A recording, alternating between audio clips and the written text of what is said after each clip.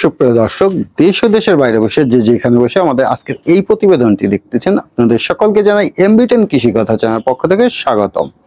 প্রিয় দর্শক, আজকে আমরা চলে আসছি গাভায়, বানুরিপাড়া, বরিশাল জেলায়। তো আজকে আমরা একটি শখের খামারের সামনে দাঁড়িয়ে আছি।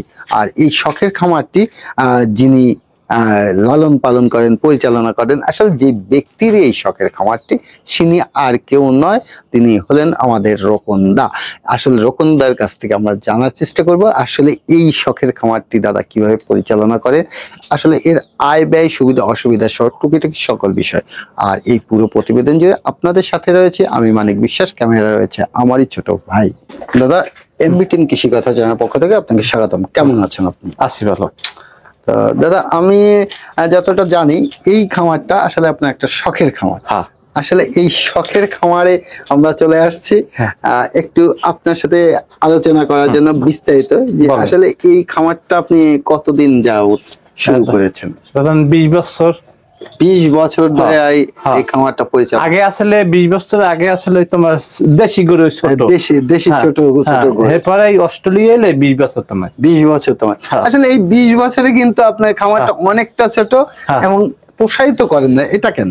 মানে একটু বড় সড়ো কেন করেন নাই? বড় ঠড় জায়গা লাগে, বুঝলেন? জায়গা নাই, জায়গার সংকটের জন্য। জায়গার সংকটের জন্য নাইলে আরো বড় করতাম, আরো বড় করতাম। মানে শখ আছে যে বড় করব, শখ আছে বড় জায়গার জন্য, জায়গার সংকটের জন্য। জায়গার সংকট, জায়গা হইলে মাইশের, বুঝছেন? পরের মানে পাশের যে জমিগুলো রয়েছে মানুষের। আসলে কয়টা গরু রয়েছে এই মুহূর্তে? এই মুহূর্তে আছে 60টা। 60টা গরু রয়েছে। তো লালন পালন তো আপনি নিজেই করেন, নিজ হাতে করেন। আসলে বৌদি কি সাহায্য করে? করে, বৌদিও সাহায্য করে। যাই হোক, একটু মজা করলাম। তো ব্যাপারটা হচ্ছে যে আসলে আপনার 60টার ভিতর গাভী কটা রয়েছে? গাভী আছে যে 6টা গাভী রয়েছে। 6টা গাভী রয়েছে। এই 6টা গাভী এই মুহূর্তে আপনাকে দুধ দিচ্ছে কিনা? দুধ দিচ্ছে, 2 দেয়। 2টাই দুধ দিচ্ছে। 2টা দেয় আর 8টা গাভীন বরন্ত এই মুহূর্তে বরন্ত রয়েছে। তো ওই পাশেও দেখতে পাচ্ছি আপনি যে গরু রেখেছেন। আসলে আলাদা করে রাখছেন মানে কি জায়গার সংকটের জন্য? জায়গার সংকটের জন্য। জায়গার সংকটের জন্য পিছনে একটা রুম বানাইছেন। রুম বানাইছি, কিন্তু এটাকে যদি একটু লম্বাভাবে স্পেস করে করা হয় তাহলে কিন্তু 2 পরবর্তীতে করতে পারে না। তাহলে কিন্তু আসলে আরো কয়টা গরু বাড়াতে পারে। যায়। তো আপনি 20 বছর ধরে যেহেতু গরু লালন পালন করে আসছে, আসলে এটা কি আপনার বাবার থেকেই আসছে? বাবা থেকেই আসছে। বাবা থেকেই আসছে। এইটা আমরাই ধরিয়ে রাখছি। খামারে যে কয়টা গরু রয়েছে এই কয়টা কি সবই আপনার খামারের বাছুর থেকে গরু তৈরি রূপান্তরিত? না, বাছুর থেকে তৈরি। আমার বাইরে থেকে কিনাও? আমার বাইরে থেকে কিনাও। কয়টা কিনেছে? আমার বাইরে থেকে বর্তমানে 3টা কেনা, বাইরে থেকে এই 2টা আর ওই কানার। এই 3টা গরু কেনা। আর ওই যে ওই কানারটা হলো আপনাদের এখানে বাছুর গরু। পিছনে যেটা রয়েছে ওটাও বাছুর গরু এখানে। তো আপনি গাভীকে আর কি ধরনের খাবার খাওয়াচ্ছেন? আমি খাওয়াইলে ভুসি, মোটা ভুসি আছে না, মোটা ভুসি দেয়া আর ফিট খাবার খাওয়াচ্ছি। আর খাওয়াচ্ছি খুদের জাউ আছে না, জাউ দিই অল্প দিই আমি যাও। তো এই যে গাভীগুলাকে লালন পালন করতেছেন, আসলে এই লাভী আপনি হয়তো শখের বশতেই করতেছেন, আপনারা যতটা শুনেছি। তো এই থেকে যে বেনিফিটটা, আর্নিংটা যেটা হচ্ছে, সেটাই কি আসলে আপনি তৃপ্তি হচ্ছে কিনা? হয় ওই আমরাও কিছু খাইতে পারি। এরা যে আপনাকে দিচ্ছে সেই থেকে আমরাও কিছু খাইতে পারি। অনেক খামারই আমাদেরকে ক্লেম করে যে আসলে এই ডেয়ারি ফার্ম বা যারা এইভাবে শখের খামার বা একটু বাণিজ্যিক ভাবে খামার করে, তারা আসলে বলে যে না, আসলে আমরা দুধ থেকে যা পাচ্ছি হচ্ছে না, বাজার বেশি। আসলে আপনার মন্তব্যটা কি? আমার মন্তব্য কি, আমরা দুধের কেজি 80 টাকা বেশি, আমরা নিজেরা যাই বেচছি। আর আমরা যদি নিজেরা বাড়িতে বইয়ে বেশি 60 টাকা পাই। 60 টাকা পাই। হ্যাঁ, আমরা বাজারে লইয়ে যে আমরা 80 টাকা পাই। 80 টাকা সেই ক্ষেত্রে আপনার হচ্ছে। আর যারা একটু অলসতা করে বা যাওয়া আসার জায়গার জন্য আসলে দুধটা বাড়ি বসে দেয়, তাদেরই একটু মনে হয় সমস্যা। আপনি কি গরু থেকে 2বার দুধ নিচ্ছেন না একবার নিচ্ছেন?